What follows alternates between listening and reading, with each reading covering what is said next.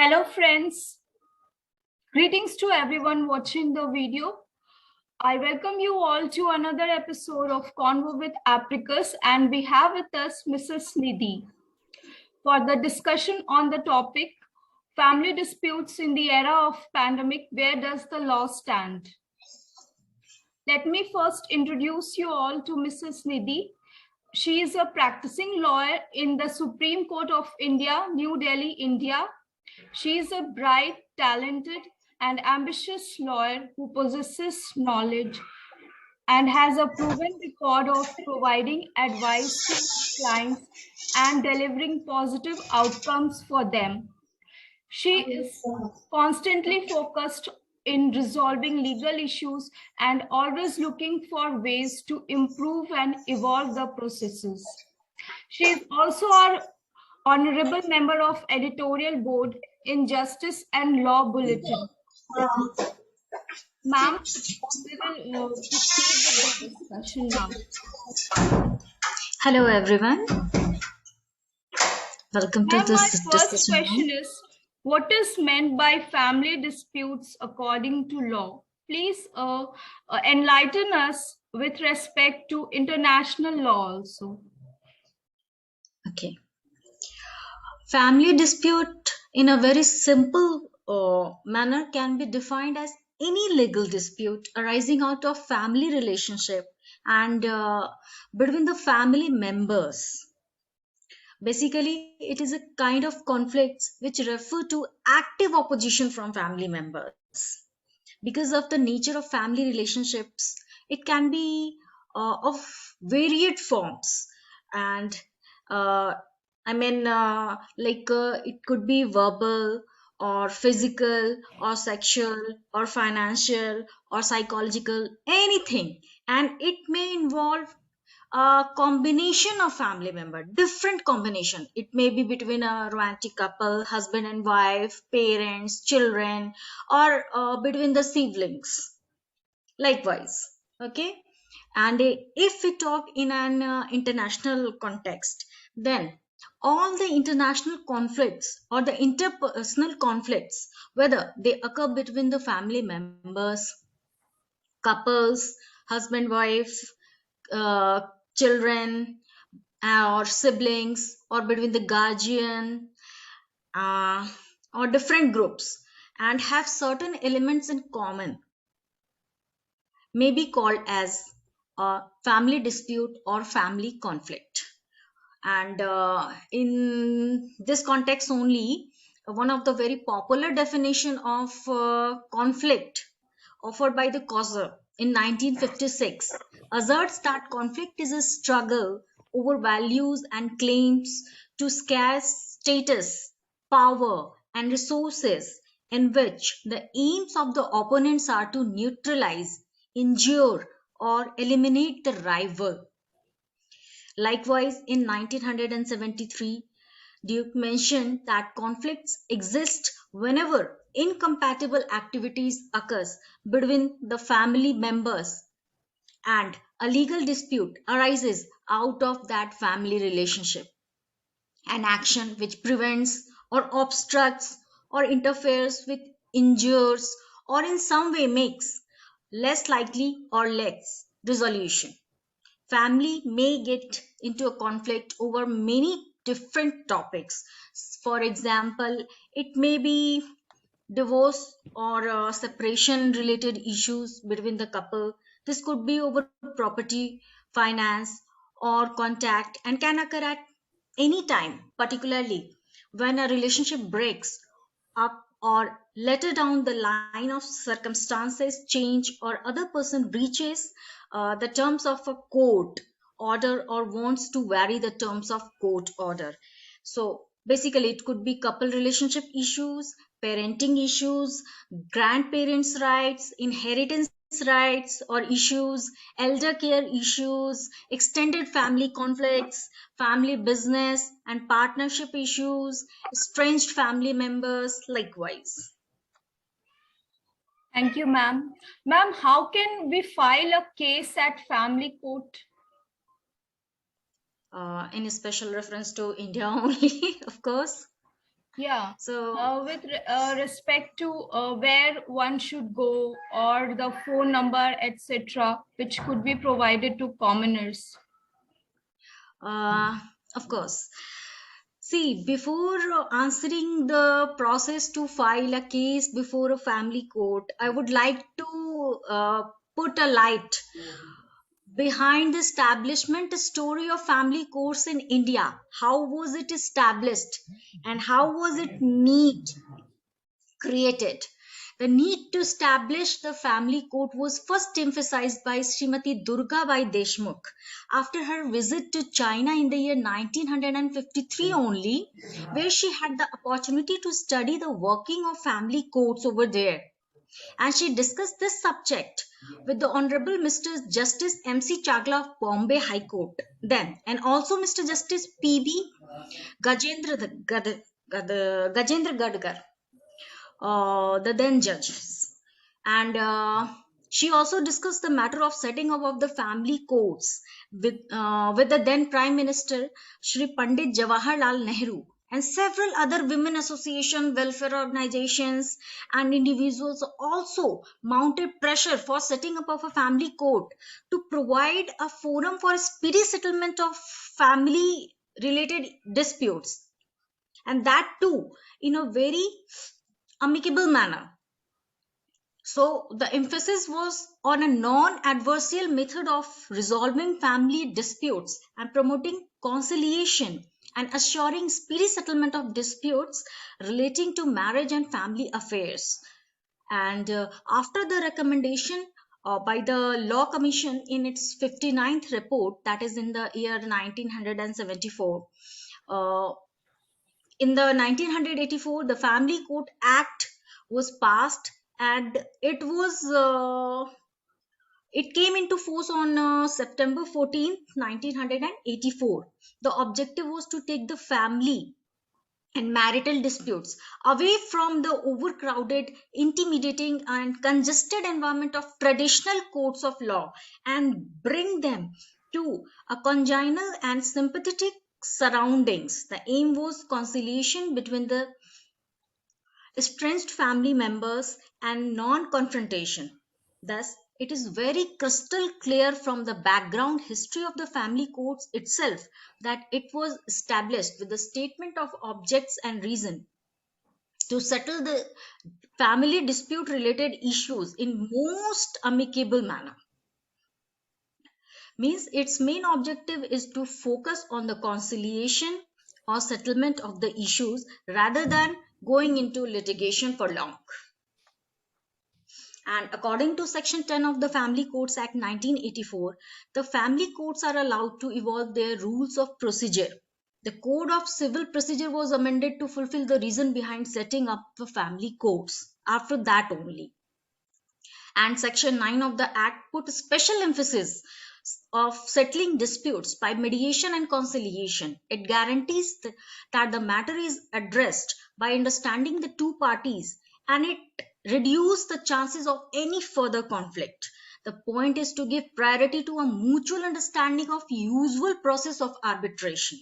The primary object of family court was to give chance of conciliation to the litigants and to prepare for rapid dismissal. So, in this process or court, the very first stage is which the court also provide is of counseling and mediation. When the respondent gets a summon from the court, he or she will need to show up under the watchful eye of the judge of the family court.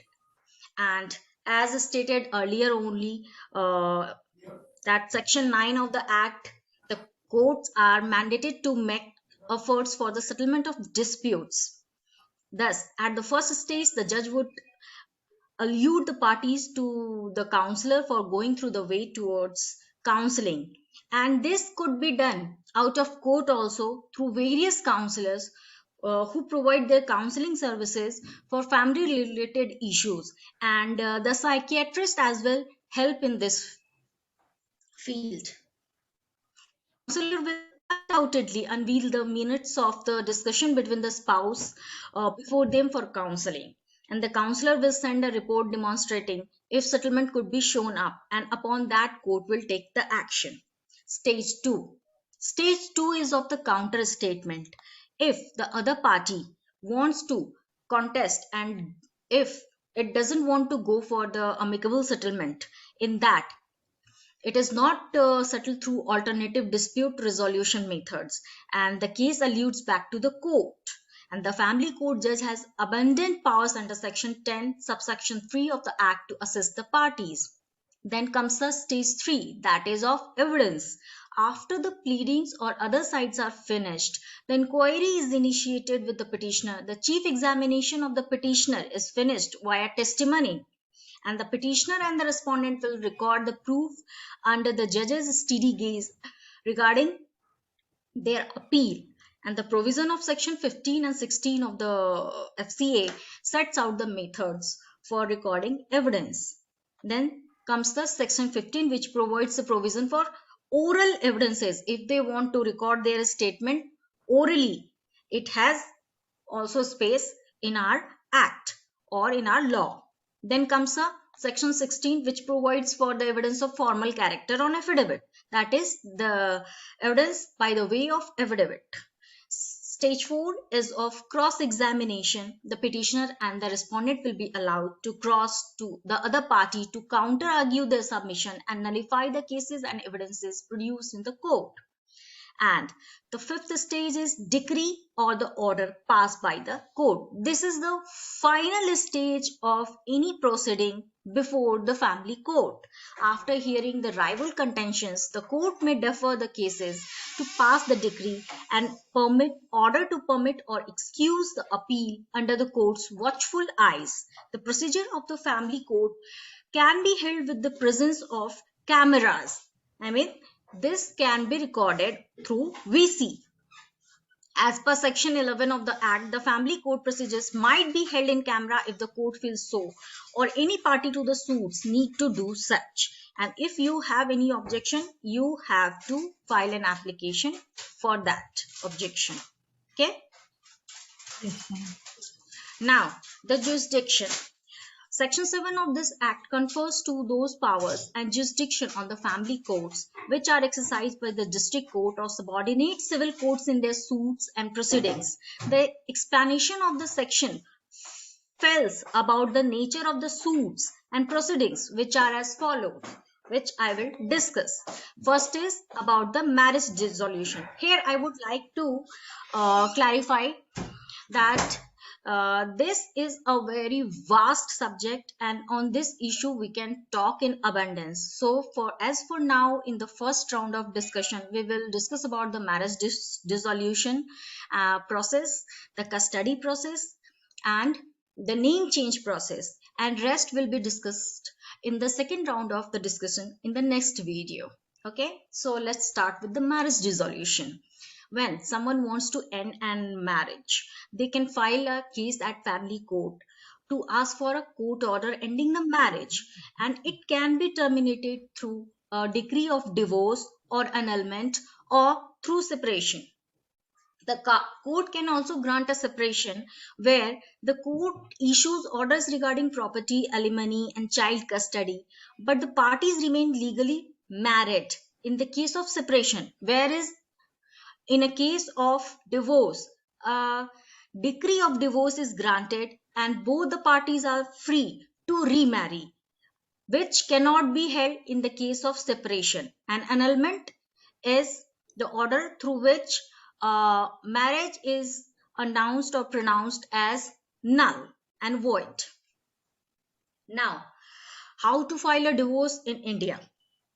It can be filed by Hindus, Sikhs, Buddhists, and Jainas under the Hindu Marriage Act 1955. Okay. Again, the Muslims. The Muslims are governed by the Dissolution of Muslim Marriage Act 1959. Then the Parsis.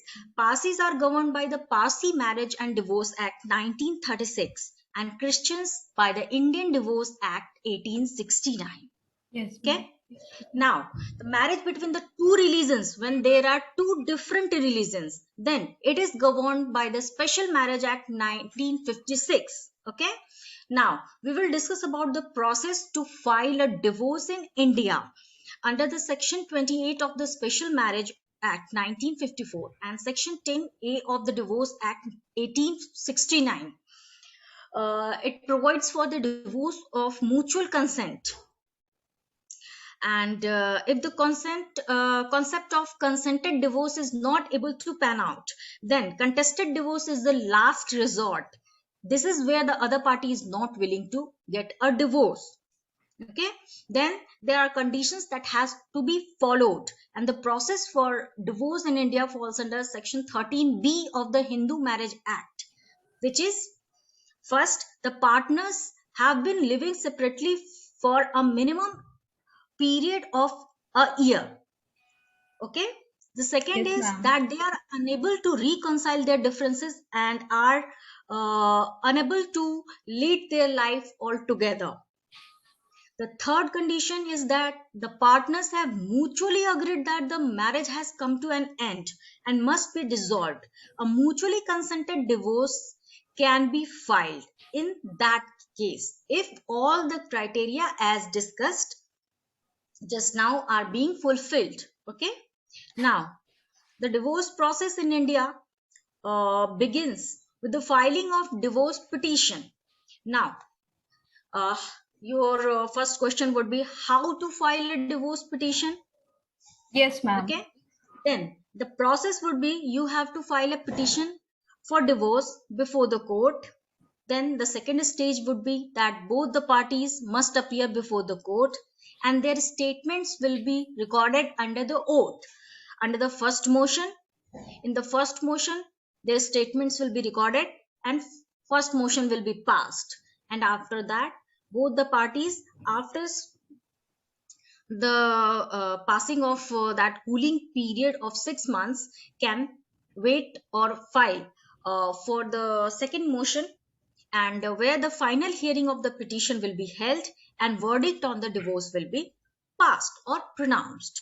The entire process of filing a divorce starts with the divorce petition by the parties associated with the matter. The divorce process and notice of the same are served to each party.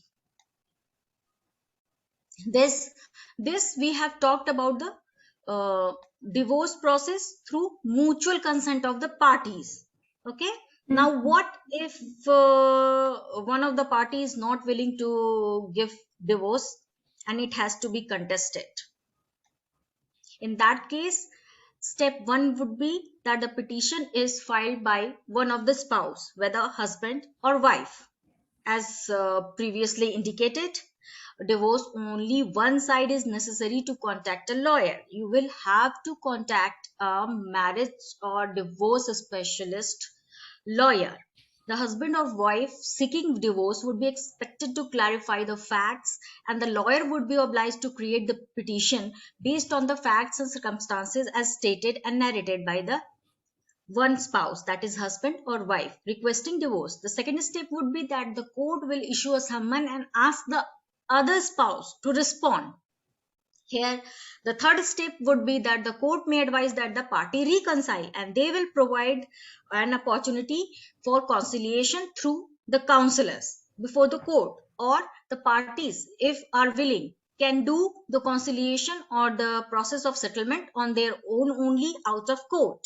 Then the fourth stage, which is the witnesses and evidences, that is the cross examination stage. As earlier discussed, this would be the same. Both the parties will have to cross examine each other and they have to nullify their arguments points. And fifth, that both sides attorneys or advocates will make their last argument, and then the court will decide for the granting of divorce decree. This is the process of contested divorce process.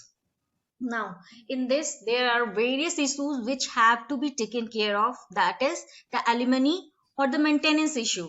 There is no minimum or maximum amount provided anywhere for claiming alimony on maintenance issue. It is being decided by the court on the basis of the income of affidavits or many other circumstances which are put before the court. Second is the custody of the young ones or kids. That is a very crucial aspect and has to be considered very critically. And third is the property. Husbands and wives should integrate their asset and distribute them accordingly in this process. They have to give them minute of the decision, which includes their bank accounts or the details of each and every property. Now, what are the documents that are required to successfully continue the divorce process? You have to first uh, take care that you have the address proof of the spouse. Both the spouse must present their valid address proof on which the service could be done. Second is the certificate of marriage. If marriage certificate is available, you have to produce it before the court along with the petition only. Then the passport size photograph of husband and wife. This should be four in numbers. And then evidences to support the claim that husband and wife have been living apart from for more than 1 year. And fifth, evidence to support that the couple has failed to pacify each other and reconcile the marriage. And next is the income tax statement for next 3 years. Then professional details of both the spouses and family background details of properties that are owned by both the parties. Okay, Yes, ma'am. so more or less the documents which has to be submitted in all the three ways are the same. Okay, Mm-hmm. so now we come to what are the difference between the divorce, judicial separation and annulment of marriage. See, the divorce signifies the end of marriage. Parties are able to remarry after obtaining a divorce decree. Although in the event of judicial separation they are not living together, but still can keep the status of husband and wife. Means their marriage has not been dissolved, but they are not living together due to compatibility issue or certain other issues. They are not allowed to remarry due to judicial separation. Annulment, on the other hand, is a process where the court declares a marriage to be null and void or invalid as if it never occurred. Okay, Okay, ma'am. then the second issue is of paternity and child custody. See, when a person needs to be declared the father of a child, either parents can file a case for custody, asking the family court to determine paternity.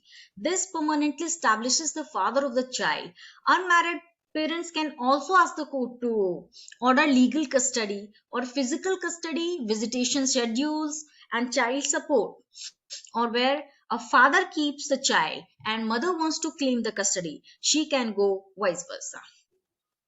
And the matter related to paternity and child custody primarily dealt with the three acts that are the Guardian and Wards Act 1890, Hindu Marriage Act 1955, and Article 32 and 226 of Constitution of India, under which certain kind of writs can be filed.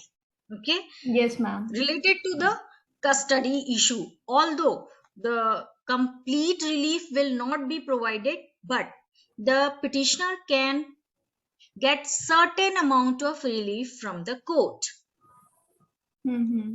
Now, if we go for the procedure of filing the custody petition, then it will be dealt under different acts as we have discussed above. Okay, first of all, it would be Section 8 of the Guardian and Wards Act 1890, which enumerates persons entitled to apply for an order to get guardianship. And under Section 9, it is provided that the court have jurisdiction to entertain application for guardianship. For this, we have to go to the site of Ministry of Family Affairs, and we have to download the application, and we have to duly fill the forms, and then we have to apply for the same. The form of application is that if an application is not made by the collector, it shall be by petition signed and verified in a manner prescribed by the Code of Civil Procedure. for the signing and verification of the plaint and stating so far as can be ascertained the name, sex, religion, date of birth, ordinary residence of the minor, whether the minor is a female, or whether she is married or unmarried, or if so, the name and age of her husband, and the nature and situation and approximate value of the property if uh, of the minor, the name and the residence of the person having the custody or the possession of the person or property of the minor, what near relation the minor has, where they reside, whether a guardian of the person or property or both of the minor have been appointed by any person entitled to claiming to entitled by the law to which the minor is subject to make an appointment, whether an application has at any time made to the court or to any of the court with respect to the guardianship of the person or property or both of the minor, and if so, when to what the court and with what result, whether the application is for the appointment or declaration of guardian, that is the declaration of suit for declaration of Yes, the ma'am. person of the minor or of his property or of both, where the application is to appoint the guardian, the qualification of the proposed guardian, whether the application is to declare a person to be guardian, the grounds on which the person claims to be guardian of that minor, the cause which have led to the making of the application, and such other particular, if any, as may be prescribed or as the nature of the application is. Okay. Then there is a process on the admission of the application. Then if you want to claim custody under the Hindu Marriage Act 1955, under Section 26 of the Hindu Marriage Act, which authorizes court to pass interim orders in any proceeding under the act with respect to custody, maintenance, and education of minor children in consonance with their wishes. This section also authorizes courts to revoke, suspend, or vary such interim order passed previously. It has the power, inherent power. Furthermore, the court observe what is the best interest of child, and according to that only the court is constrained to pass any such order. Yes, ma'am. And the last is the procedure under the Article 32 and Article 226 of the Constitution of India. This is the situation where the situation is some extraordinary. Only under those circumstances, writ petition could be filed under Article 32 or 226 of the Constitution of India for claiming a bit of relief, although uh, no complete relief will be granted by the court because it does not have the power. But if the writ is filed in the nature of writ of habeas corpus for child custody, it is filed for the expeditious determination of the issue. Okay. Yes, ma'am. Okay. Under another issues which can be filed before the family court is the protection order against the domestic violence through filing the domestic violence complaint under the Protection of Women's Against Domestic Violence Act 2005. Yes, Then ma'am. there is another claim which can be filed before the family court is a name change. For name change, Okay. one has to file an affidavit where Mm-hmm. you have to mention your old name and your new name, your address, and the reason for which you are changing your name. And along with all these information and details, you have to file this before the concerned court Mm-hmm. in your jurisdiction. And the step two will be the newspaper publication through the court order. You will publish a notification for your name change in any two newspapers. One of these newspapers must be printed in English and the other should be in your local language in the area where you are residing. You are Okay, supposed to ma'am. state your old name, your new name, and address in the notification. Mm-hmm. Okay. Mm-hmm. And step three, when you do all these things and the court is satisfied with all your submissions, the court will pass a degree stating that your old name has to be changed to the new name you had requested for, and the documents you have submitted will now be eligible under your new name. And now Mhm. After this order, you have to apply everywhere we where your documents has to change the your old name with your new name. Yes, ma'am. Okay. Mhm.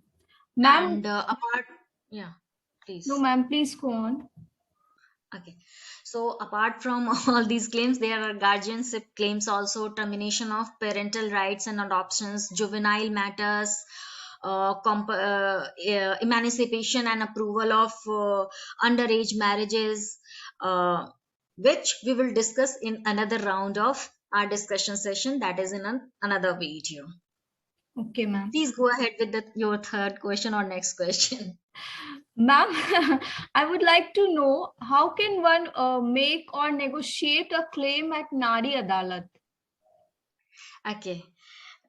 So basically, the registers and files for documentation of cases such as the case register file, the case details register, the notice file, and the judgment paper files are maintained by the paralegals in the Nari Adalats. Okay, Mhm. and you first of all, the victim has to submit an application addressing the president of the Nari Adalat, listing all the details of the incident, and then the adalat will assess the intensity of the case, and if the intensity of the case is such that it has to be registered, then it will be registered by the Nari Adalat, and you will the victim will be provided with a case registration number.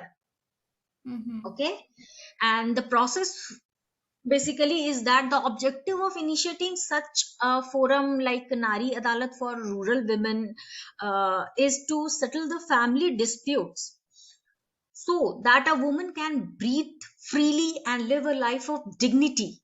The self help groups of the village levels are the first forum which the victim approaches to put forward her case. So, there are several self help groups in the rural areas where the victim can approach and file in a certain format which the Nari Adalat will provide to them, and they have to register their complaint over there, and with the help of their family members, neighbors, and other close contacts and many influential actors in Yes, ma'am. that area, the Mhm. issues will be resolved through counselings, mediation, in a very amicable manner, so that the dispute gets settled easily and in a very speedy manner.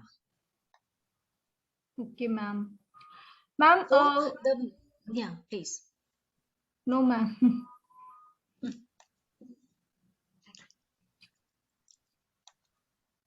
Yeah, Ma'am, my please go next ahead. question is, Yeah. what are ADR mechanisms in family disputes?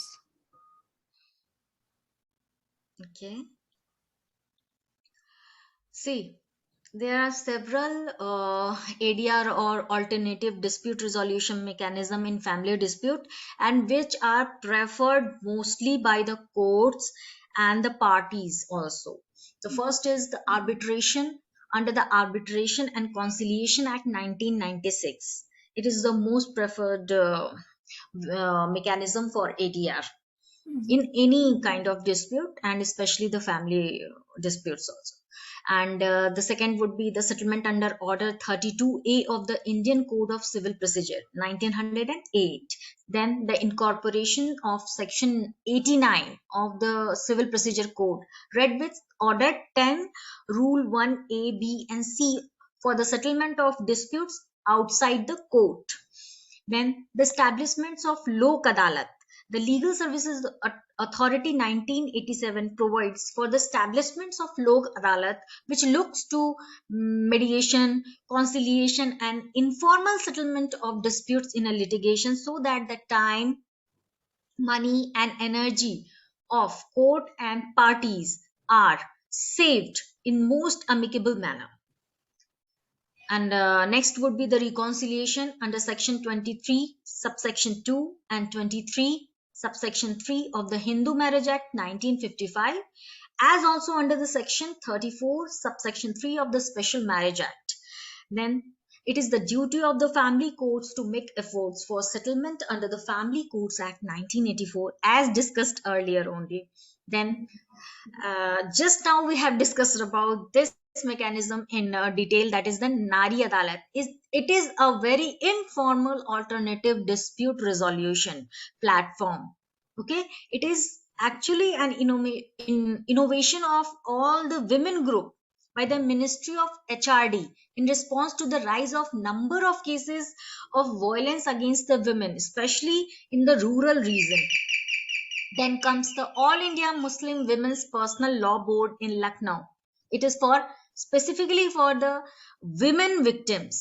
Then comes the Human Rights Commission of India. Then comes the National and State Commission for Women.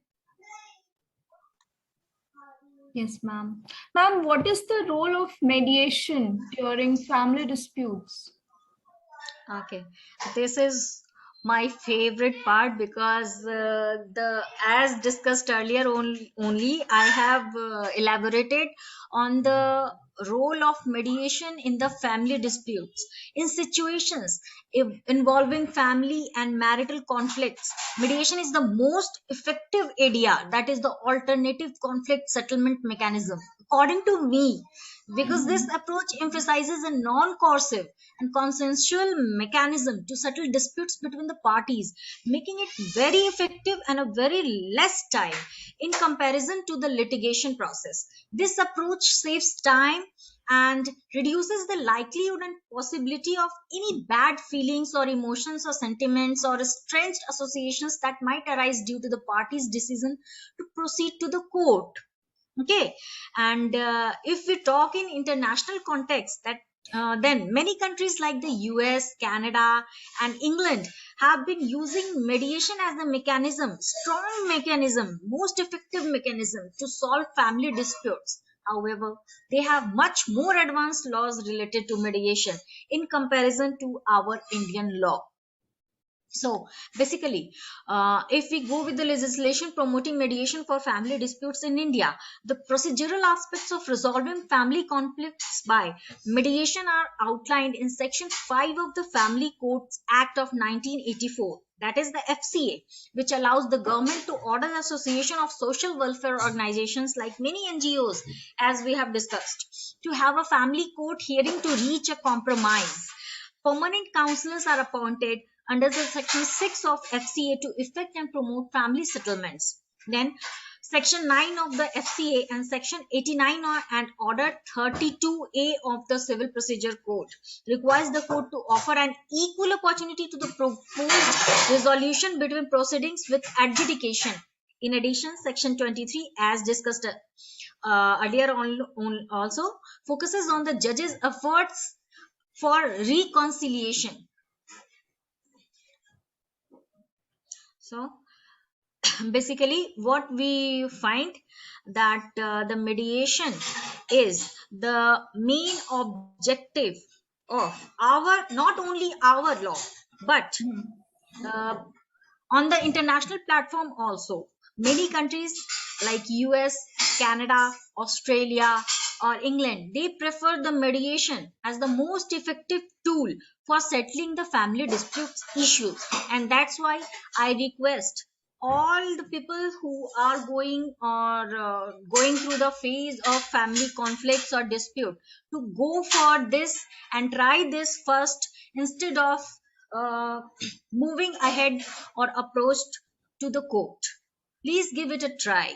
It might solve your problems Thank in you, a ma'am. most effective way. Thank you. Thank you so much. Thank you for your time that you gave for the discussion. I hope the viewers will be benefited by it. And ma'am, I would like the viewers, if they have any legal issues, they can consult Mrs. Niddhi on 70424 This is the number you can consult Mrs. Niddhi. And if you have any opinion regarding law, constitution, and jurisprudence, you can send your submissions in the form of research papers, review papers, short commentaries, book reviews for publication in Apricus journals, Justice and Law Bulletin. You can send your submissions to law@apricuspublishers.com. Thank you. Thank you, ma'am. Thank you. Thank you.